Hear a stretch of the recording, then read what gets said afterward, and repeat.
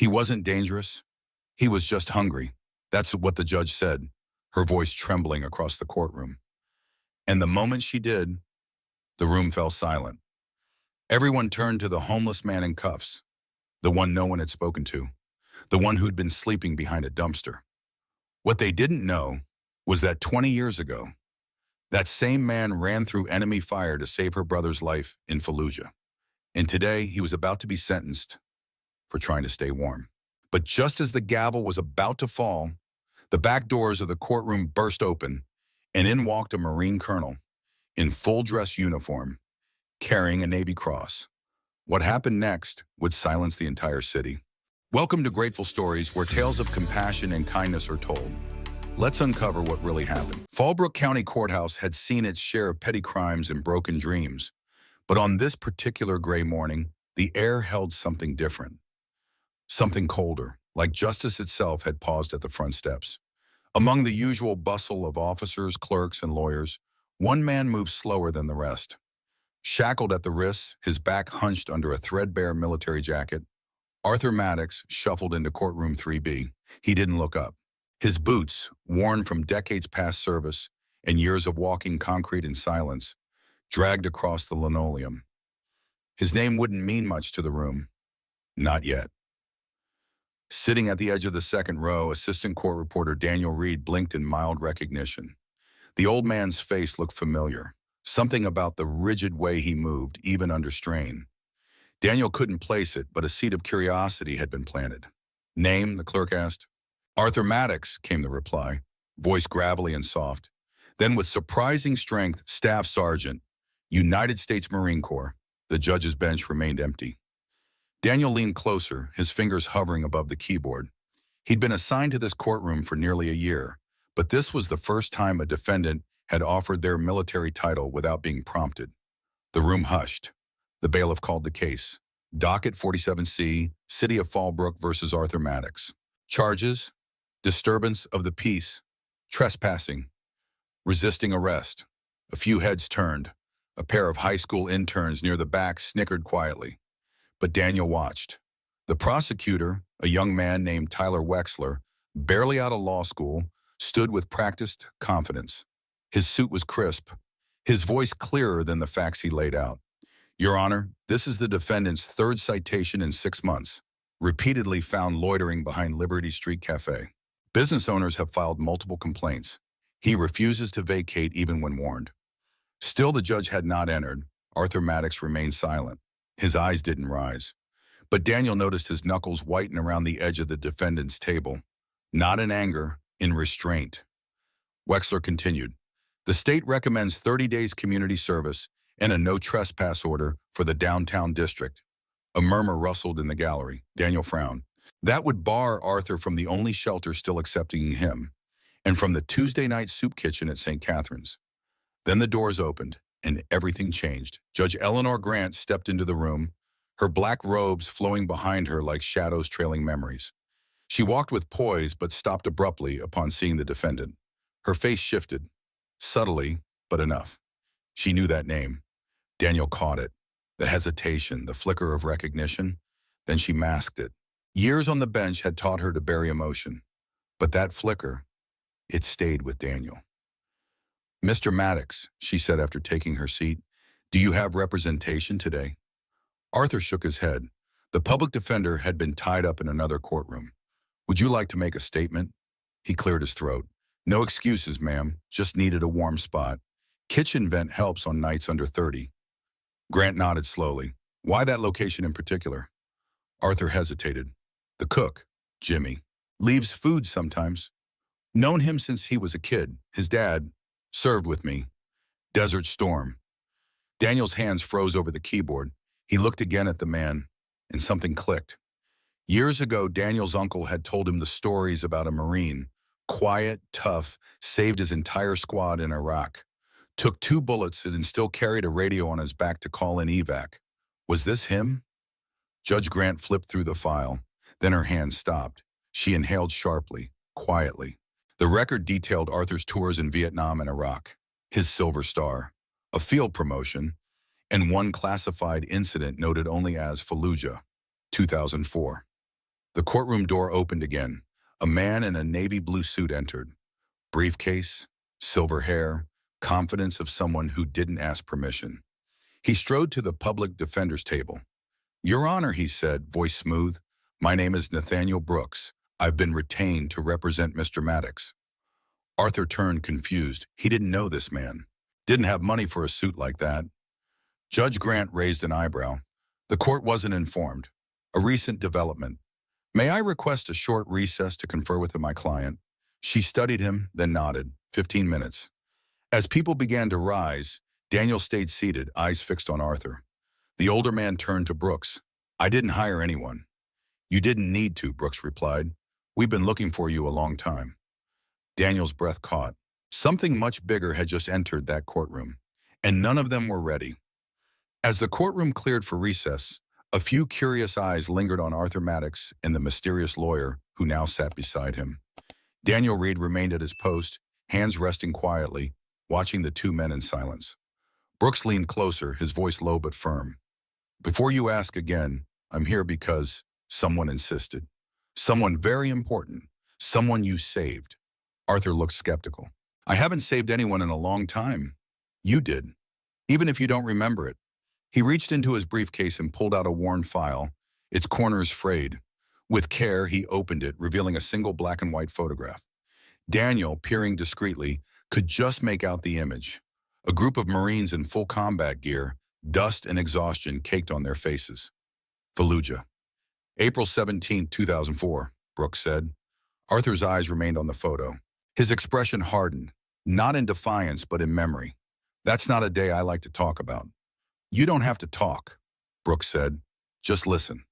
Down the hall, in her private chambers, Judge Eleanor Grant paced slowly. The walls around her were lined with books, photos of past cases.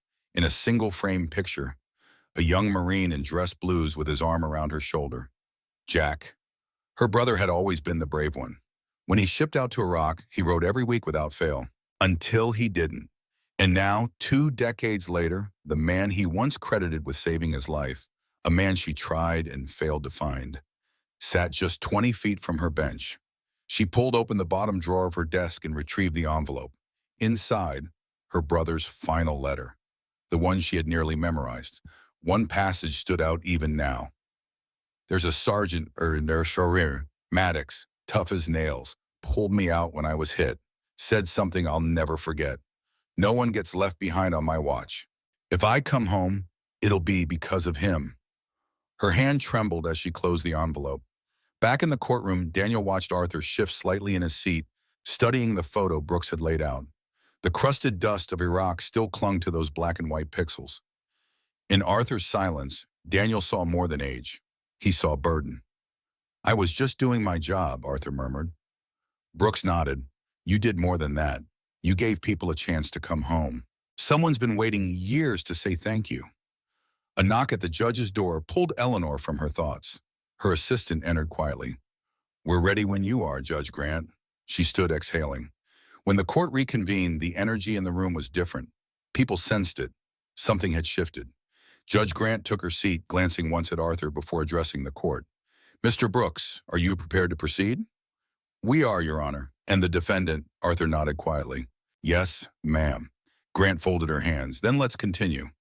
The courtroom had emptied for recess, but the tension lingered in the air like a thundercloud waiting to break. Mason Quinn remained seated on the wooden bench, staring at the tiled floor. He could feel the weight of eyes that had just been on him, some judging, some curious, and a few respectful. No, that couldn't be. Across the room, Alexander Rossi sat beside him again, speaking in a tone that was both professional and oddly personal. "You okay, Sergeant?" he asked quietly. Mason didn't answer right away. His jaw clenched for a moment, then relaxed. "I don't understand what's happening," he said at last. "You said your firm is handling my case." "Why?" Rossi looked over, his voice low. "Because someone finally saw your name and remembered what it meant." Mason squinted, confused. "You mean the judge?" A small nod. "Judge Parker, she has a connection to you. She's the sister of Lieutenant Jack Parker." That name was a rifle shot through Mason's memory. The firefight, the smoke, Jack shouting orders through the chaos. Mason dragging him behind the broken wall as bullets shredded the concrete. The young lieutenant wouldn't stop telling him to save the others first. Mason ignored him, like always. No Marine left behind. But Jack had died weeks later. Mason had heard through another unit, an IED on patrol. He'd never forgotten. I thought his sister was younger, Mason muttered. She was. She is, Rossi said, but that doesn't mean she ever forgot. Mason stared down at his gnarled hands. People forget. That's what they do. No, Sergeant, some don't. Just then the heavy courtroom door opened again. A woman in a modest gray coat entered, standing silently near the back. She was in her late 50s, with the unmistakable presence of someone used to being in charge but who carried grief just beneath the surface. It was her, Judge Parker, back in plain clothes, no robe, no bench. Just Olivia now. She approached slowly. Mason, she said softly, may I sit? He nodded once. She sat beside him, leaving space between them. I'm not here as a judge, she said. I'm here as Jack's sister. He didn't speak, didn't move. I've thought about you for 20 years, she went on. We tried to find you after Jack's funeral. My parents wanted to thank you. I wanted to ask you what happened, what his last days were like. Her voice wavered but didn't break. Mason's voice came low. He was brave, too brave. That's what got him killed. Olivia shook her head. That's not what his letter said. He wrote about you, a lot. Said you were the reason he made it through most of that deployment. A long silence settled between them. Mason's throat tightened. I didn't save him. I only delayed it. No, she said firmly. You gave us 2 more weeks. You gave us his voice, his laughter, and one last letter he sent home. He finally looked at her. You remember that? I memorized it. She reached into her coat pocket and pulled out a folded envelope, yellowed with age. This was the last letter Jack sent, she said. He mentioned you by name. Mason took it with trembling fingers. He didn't open it, just stared at the name on the return address. Lieutenant Jack Parker. He didn't know what to say. You were the last one who saw him alive, she whispered. And now, I can finally say thank you. Before he could respond, the courtroom door opened again. 3 uniformed Marines entered, one a full colonel, the others a master sergeant and corporal. They stood in formation near the bench. Olivia stood up, her judicial posture returning like a cloak she'd never removed. This is Colonel James Matthews, she said, gesturing to the officer. The colonel stepped forward, saluting Mason. Staff Sergeant Quinn, we've been trying to find you for years. Mason didn't move. The colonel continued. Your service records came up under a VA review. There's been an update to your decorations and benefits. You were recommended for the Silver Star, but new evidence confirmed the incident near Fallujah was more significant than originally reported. The corporal opened a wooden case. Inside gleamed a medal with a blue ribbon, the Navy Cross. This is for you, Matthews said solemnly. For conspicuous gallantry, you saved 6 men that day and disrupted what we now know was a large-scale ambush. The weight of the moment crashed into Mason like a flood. He took a step back, his hand shaking. I don't deserve that, he murmured. I was just doing my job. You were doing more than that, Matthews replied. You did what most wouldn't, and it's time the world knew. Mason's knees buckled slightly. Rossi and Olivia were at his side in an instant. Behind them, the bailiff stood still, hand over heart. Slowly, one by one, others in the room rose. A retired Marine in civilian clothes called out, "Attention on deck!" In unison, every veteran in the gallery stood and saluted. Even the prosecutor stood, his jaw tight, nodding respectfully. And for the first time in decades, Staff Sergeant Mason Quinn stood tall, not because he wanted to hero, but because he finally knew someone remembered his name. For a long moment, the courtroom was completely silent, except for the faint hum of the overhead lights. Mason Quinn remained standing, his posture upright yet unsure, surrounded by uniformed men and women who had risen to their feet in respect. The weight of decades of silence, of loneliness, of being forgotten was being lifted, not by a single moment, but by a wave of recognition swelling all around him. Judge Olivia Parker, back in her black robe, wiped a tear from the corner of her eye and gently tapped the gavel once more. This court is in recess for 10 minutes, she said with a voice both firm and shaking. Colonel Matthews, Master Sergeant Evans, Corporal White, you may proceed. The three Marines approached Mason as the rest of the courtroom remained respectfully quiet. Corporal White, the youngest of them, opened a slim leather binder and handed Mason a stack of documents. These are your updated VA benefit records, he explained softly. You've been reclassified as 100% permanently disabled due to service-connected injuries. That means full housing, full medical, retroactive compensation dating back to your discharge, and your military pension has been reinstated. Mason blinked. I haven't had a home in 14 years. You do now, the colonel said simply. We've already arranged a temporary apartment through Veterans Housing Support in downtown Springfield. You'll be transported there tonight. Still in a daze, Mason looked at Rossi, then Olivia. Why now, he whispered. It was Olivia who answered. Because we failed you for far too long, and we're not going to fail you anymore. The words landed like a promise. Outside the courthouse, the sky had turned slate gray. A light flurry had begun to fall, dusting the city in white. On the steps, reporters had gathered, their microphones ready. Word had gotten out. A judge had broken courtroom protocol for a homeless veteran, and Marines had marched into a trial. The moment was too powerful to ignore. But Olivia didn't let them in yet. She had something more important to do. She met Mason in her chambers, now emptied of staff. There was only one photo on the desk now, a picture of her brother, Lieutenant Jack Parker, in uniform, grinning like a teenager. Mason noticed it the second he stepped inside. That's him, he said softly. Olivia smiled gently. That's Jack. That picture was taken the day he got his commission. He said he felt like the world was finally paying attention to the right things. Mason's eyes didn't leave the frame. He was a good leader, too good. He made everyone want to be better. They sat down across from each other. I have a question, Olivia said, not as a judge, but as a sister. Do you remember what happened after you pulled Jack out? Mason inhaled deeply, the memory like a scar reopened.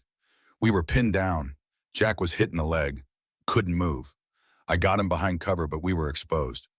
I took a round in the shoulder. I kept firing to cover the evac. Didn't think I'd make it out, but he just kept thanking me. Olivia closed her eyes, tears finally escaping. He wrote that in his letters. Mason looked at his feet. For a long time, I thought maybe saving him didn't matter. Maybe I did it wrong. Maybe it just made it worse. No, Olivia said quietly. You gave us more time. That matters. There was silence between them, not heavy like before, but healing. Then a soft knock came at the door. It was Jimmy, the cook from the Jefferson Street Cafe. His apron still dusted with flour, a styrofoam box in his hands. He looked sheepish, standing in a courtroom hallway holding a takeout dinner.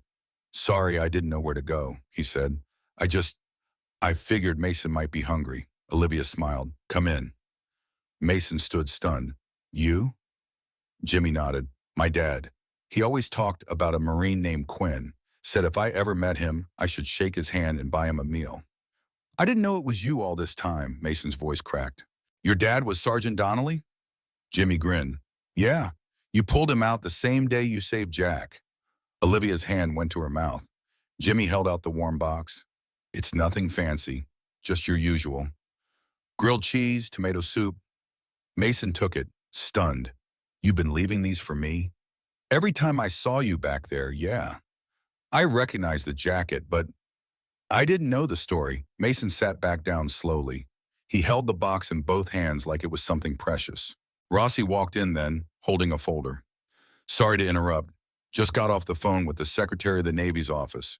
There's a formal ceremony scheduled for next month, Washington. They want you there, Mason. Mason looked down at the food, then at the folder. I don't belong in Washington. Olivia looked him straight in the eye. You belong exactly there. Rossi nodded. They're naming a training wing after you. Marine Corps Quantico. They want the recruits to know your name. For the first time, Mason laughed, a short surprise sound. Training wing, he said? What are they going to call it? The old man's shack? Everyone chuckled. Olivia added softly, they're calling it Quinn Hall. For perseverance, for leadership under fire. Mason's face changed. There was no pride, just something deeper, something quiet. Gratitude. That night, Mason arrived at his new apartment, a small, clean, furnished unit in a veteran housing complex just a few blocks from the courthouse. He stood in the doorway for several minutes before stepping inside. The lights turned on automatically, illuminating a framed American flag on the wall and a welcome packet on the kitchen table. He set the food Jimmy gave him on the counter and took off his jacket slowly, fingers trembling. He looked around the space. It wasn't big, but it was his. A warm place, a bed that didn't fold up, a door that locked from the inside, and no rats scratching in the walls. He opened the welcome packet. Inside was a letter from the VA, his new ID, a list of services, and tucked in the back, a small manila envelope. He opened it. Inside was a photo. It was a younger Mason, in uniform, standing next to Jack Parker and Donnelly, smiling, dusty, tired, alive.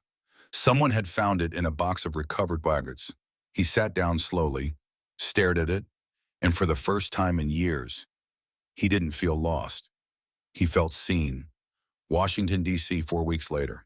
A thin veil of mist hung over Arlington as rows of white stones stood in the solemn formation. The morning sun hadn't yet pierced the clouds, and the city moved quietly in the early light. Staff Sergeant Mason Quinn stood still beneath the colonnade of the Marine Corps War Memorial. He wore a freshly pressed dress uniform, courtesy of the Corps' quartermaster, and though it fit awkwardly on his aging frame, there was something sacred about how he carried it, not as a relic, but as a reminder.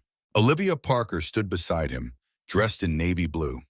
Her eyes followed the rows of attendees beginning to gather at the base of the monument. Officers, cadets, reporters, and civilians, all drawn to this event that seemed almost impossible to explain. "Are you ready?" she asked. Mason didn't respond right away. "Never thought I'd be here again," he finally murmured. From behind them, Alexander Rossi approached, holding a program and a coffee. "They're about to begin. You've got 5 minutes if you want to sit. VIP section's got your name on it." "I'd rather stand," Mason said. Olivia smiled. "Still a Marine." He gave a quiet nod, still breathing. A trumpet sounded in the distance, sharp, clear, and haunting.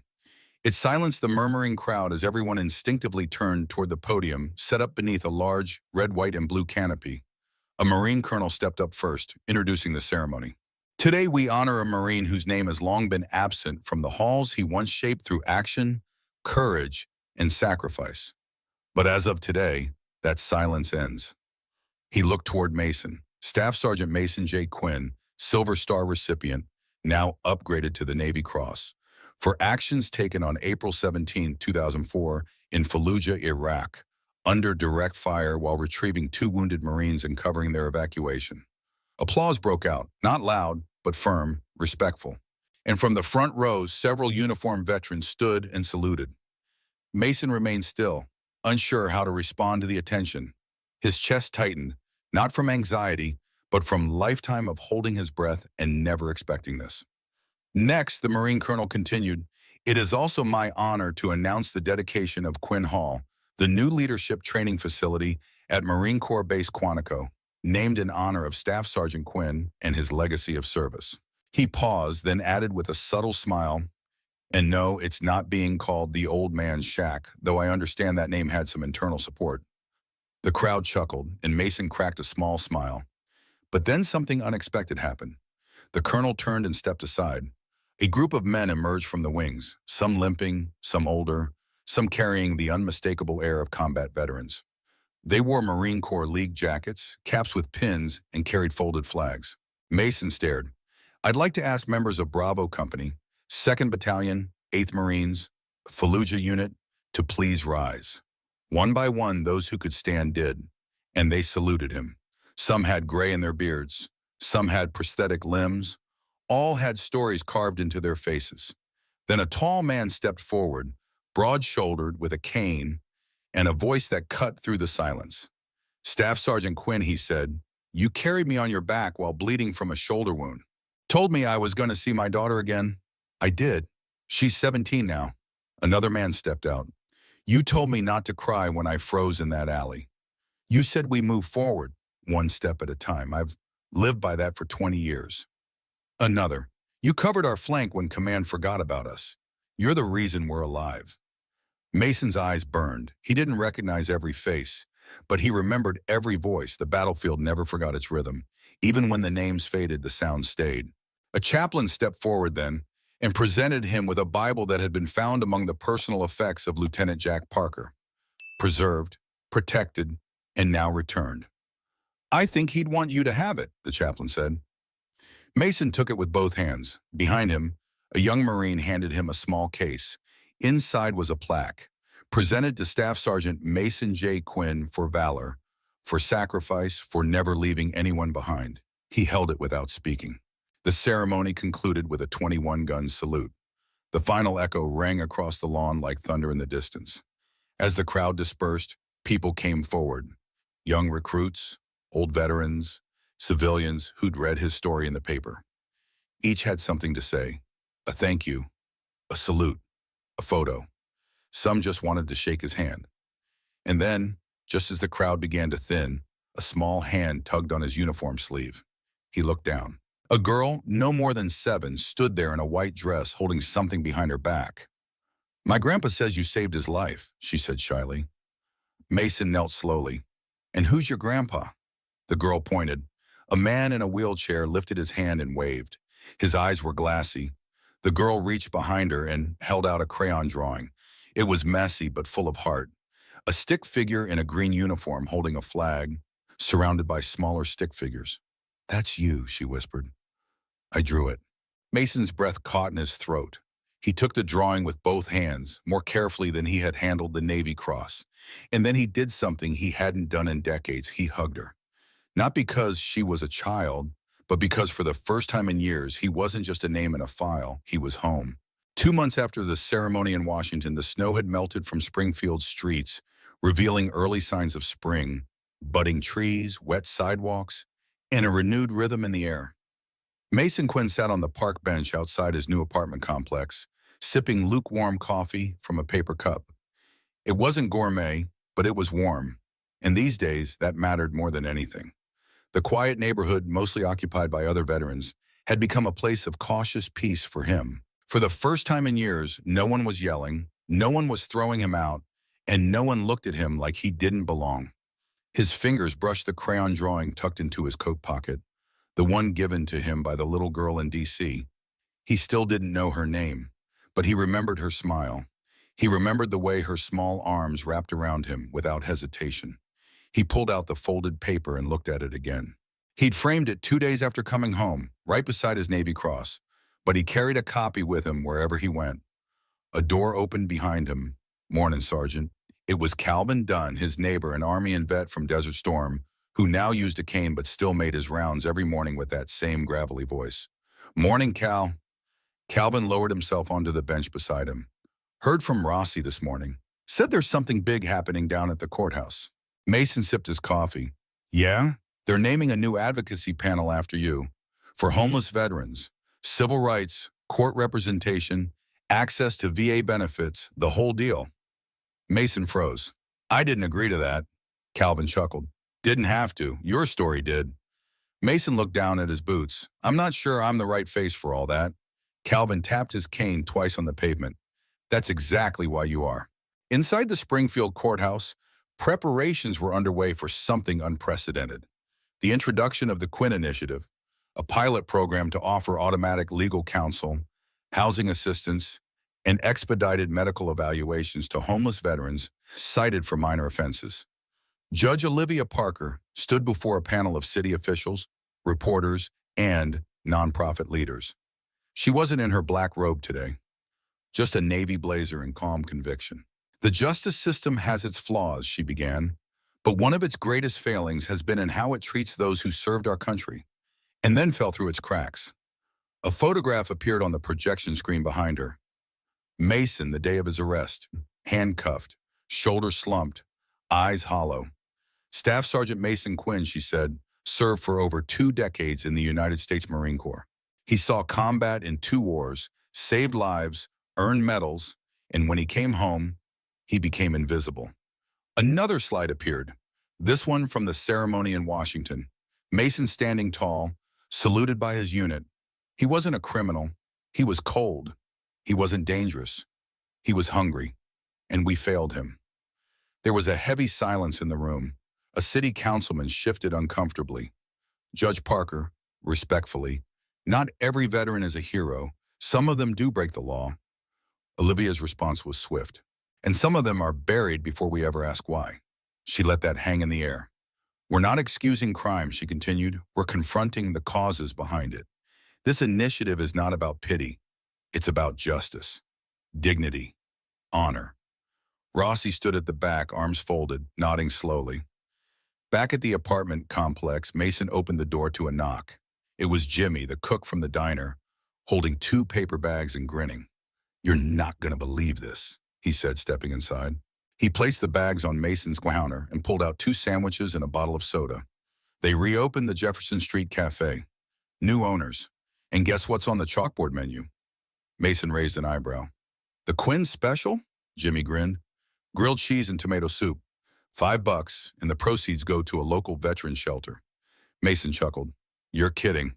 "Nope, your story's everywhere now, man. People actually care." He handed Mason a sandwich. "And there's something else." Jimmy reached into his pocket and pulled out a folded letter.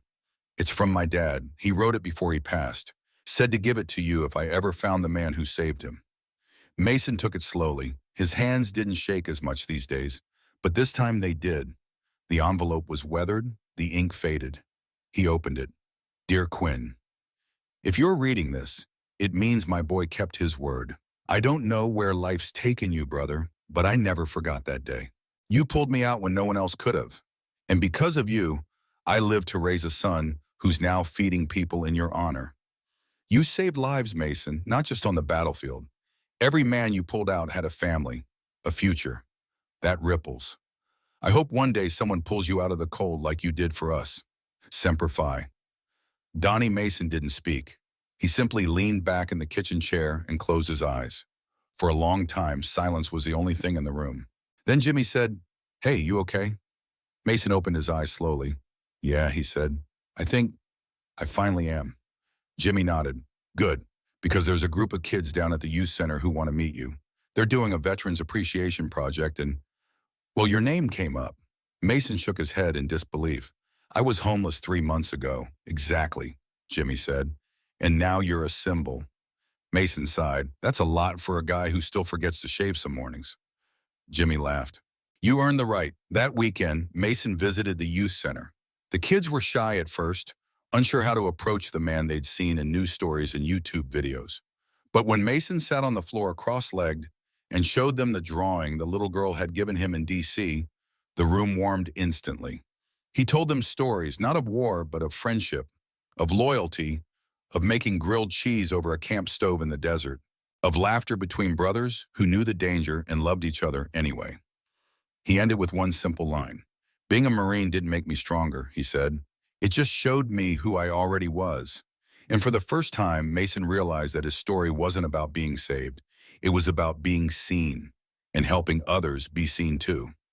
It began with a single article. Published in the Springfield Times, the piece was titled, "The Man the System Forgot, The Redemption of Sergeant Mason Quinn." By the next morning, it had been shared over 1 million times.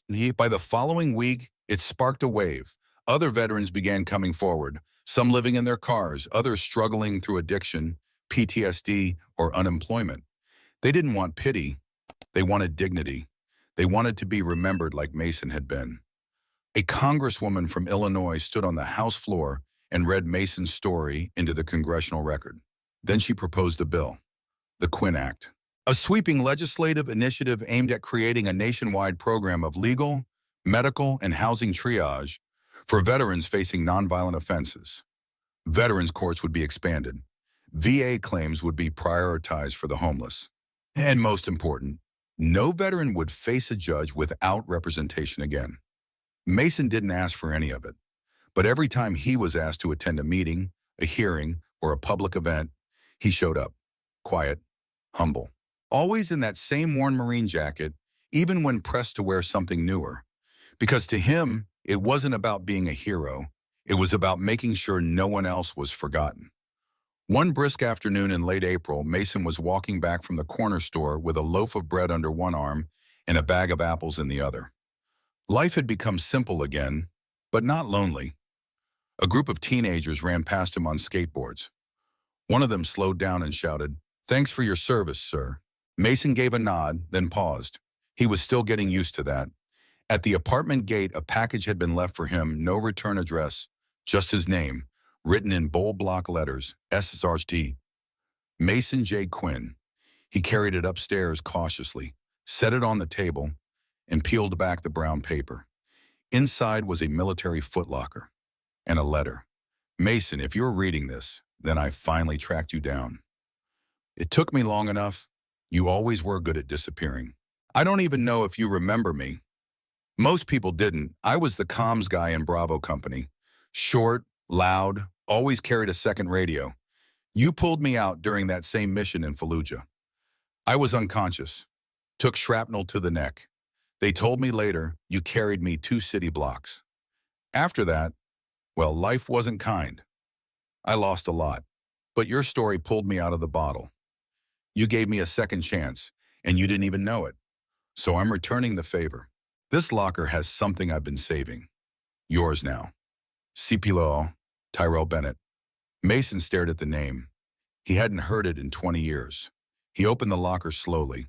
Inside was a folded flag, a photo album, dog tags, and a small stack of cassette tapes.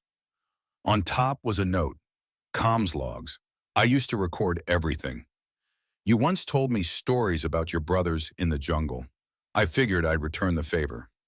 These are ours. Mason felt the breath leave his lungs. He walked over to the shelf where his old radio still sat, restored by a local vet who loved tinkering.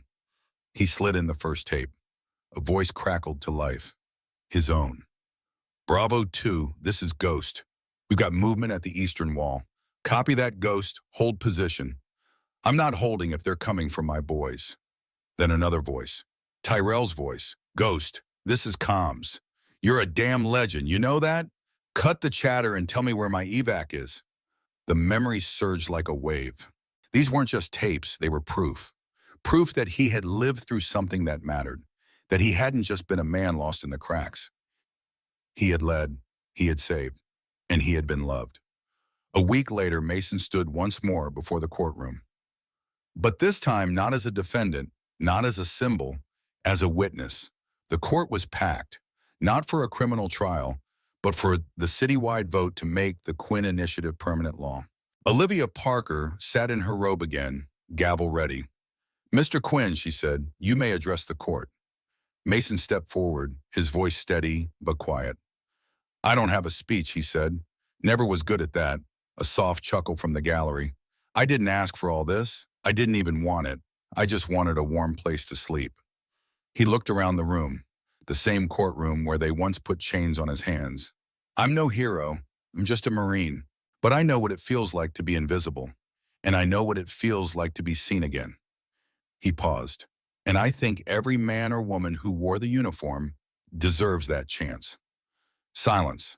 Then one by one, the people in the gallery began to stand. Veterans, lawyers, officers, volunteers. They weren't saluting. They were rising in agreement. A silent vote of confidence. Judge Parker raised the gavel. The city council has heard testimony, she said. All those in favor of adopting the Quinn Initiative into permanent law signify by rising. Every seat emptied. And just like that, it was done. History changed, not by a lawmaker, not by a general, but by a quiet man who once just wanted to stay warm behind a diner. And now, Bob, he was warming an entire system. 3 months later, Memorial Day. The flag flew half-mast across every government building in the city. In a small churchyard on the edge of Springfield, a crowd had gathered, not out of obligation but memory. Veterans of all ages, some in full uniform, others in jeans and baseball caps with faded military patches. Mothers held children close.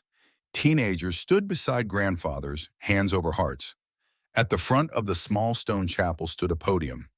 Beside it, a polished wooden plaque had just been installed in the garden. To those who served and were forgotten, and to those who refused to let them stay that way.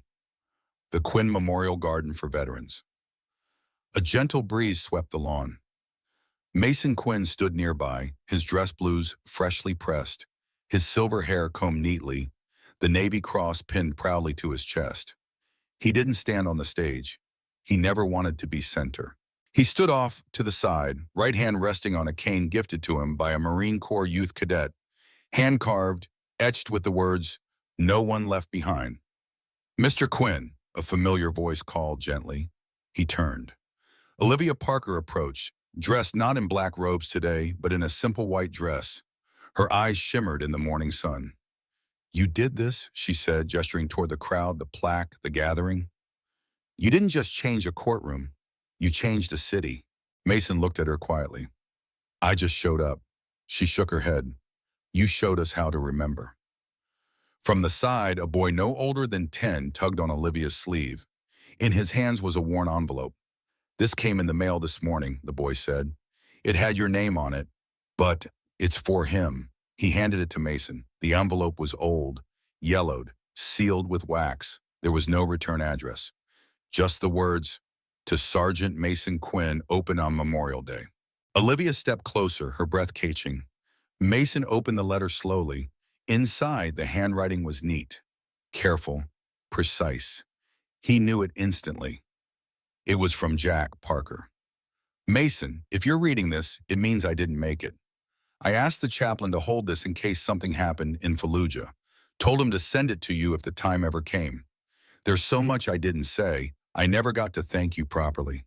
You saved me, twice really, first from the bullets, then from doubt. You told me once that courage isn't loud, that it's quiet, and it looks like showing up even when no one sees you. I never forgot that. If you're reading this, it means you lived, and that makes me happy. You deserve that, and I hope, wherever you are, you know what you gave the rest of us. Tell Olivia I love her, and tell her she was always the strongest Parker." Semper Fi, Jack Mason stood motionless for a long time. Then he turned to Olivia, who was now wiping away silent tears. "He wrote that for you too," he said. She nodded. "I know." They sat together in the garden beneath a small oak tree that hadn't been there 3 months ago. It had been planted by the youth center kids in Mason's honor. A plaque at its base simply read, "One man's quiet fight can echo for generations." As the ceremony came to a close, taps played softly from a lone trumpet. The notes drifted through the warm breeze, over the stones, through the garden, and beyond. Later that afternoon, Mason returned to his apartment. He changed into his old jeans and a flannel shirt, fed the stray cat that had adopted him, and sat in his favorite chair by the window with a cup of black coffee and the cassette tape of Tyrell's Battlefield Logs playing low in the background. Outside, life moved gently. Children played, flags waved, laughter echoed from the courtyard. Then a knock came at the door. He opened it to find two strangers, young Marines in uniform. "Sir," one said, standing straight, "we were told this is where Mason Quinn lives." "You've got him," Mason replied. The second Marine stepped forward and handed him a small booklet. "Marine Corps Leadership Doctrine," he said. "New recruits at Quantico get this on day one. The first 3 pages are your story." Mason blinked. "Mine?" "Yes, sir. Quinn Hall is operational, and you're the first chapter." The younger Marine added, "They asked us to come thank you in person." Mason chuckled. "That so? Yes, sir. And also, if you're willing, they'd like you to come speak to the next class." He hesitated. "I haven't given a speech in my life," he said. "Then it'll be the best one they ever hear, sir." The two saluted. Mason slowly raised his hand and returned it. Not perfectly, but with all the strength that remained in him. That night, as the stars blanketed the sky, Mason sat back down in his chair, the drawing from the little girl still on the wall. The cassette clicked softly and Jack's voice came through again. "One man can carry another when the bullets fall, but only honor can carry a name." Mason whispered under his breath, "Still carrying it, Jack." The lights dimmed and Mason closed his eyes, not out of exhaustion, but peace, because now in this quiet apartment, with memories stitched into every corner, he knew he hadn't been forgotten, and he knew no one else would be either. In our darkest moments, kindness still finds a way, often in the quietest places. Not everyone who helps wants recognition. Some just need to know that today, someone isn't going hungry. And sometimes, that alone is enough to change a life. You may forget the story, but if no one retells it, history stays silent forever. Subscribe to Grateful Stories, where justice is honored Kindness is remembered, and no act of quiet heroism is ever lost.